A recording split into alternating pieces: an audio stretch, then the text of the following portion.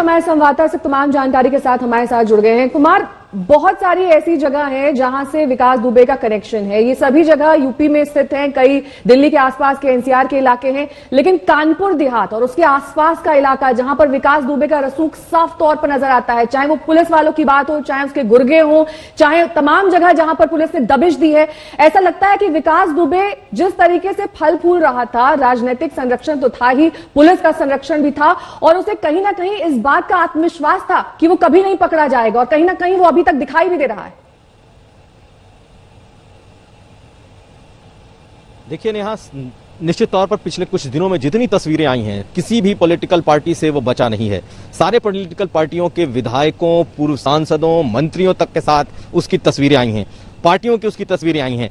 साथ साथ जिस तरीके से ऑडियो सामने आया कि किस तरीके से उसका सिक्का चलता था अपने स्थानीय चौबेपुर थाने पर, कि जो थानेदार है या फिर बिल्हौर के आसपास के जितने थाने हैं वहां के थानेदार तक उससे घबराते थे। और जिस तरीके से पूर्व एसपी अनंत देव और जो तमाम दूसरे पुलिसकर्मियों के साथ जो ऑडियो आया, जिसमें पूरी तरीके से एसएसपी भी, उस वक्त के एसएसपी लाचार दिखाई दिए थे, ये इस बात की कहानी कहता है कि विकास दुबे अपने इलाके में कितना ज्यादा रसूख रखता था, चाहे वो राजनीतिक हो, चाहे वो पुलिसिया हो। लेकिन एक बात और, इस बार उसका साम्राज्य पूरी तरीके से ढह रहा है, उसके लोग मारे जा चुके हैं। कल रात जो मुठभेड़ हुआ है उसमें उसका दाहिना हाथ माना जाता था, वो उसे मार गिराया है।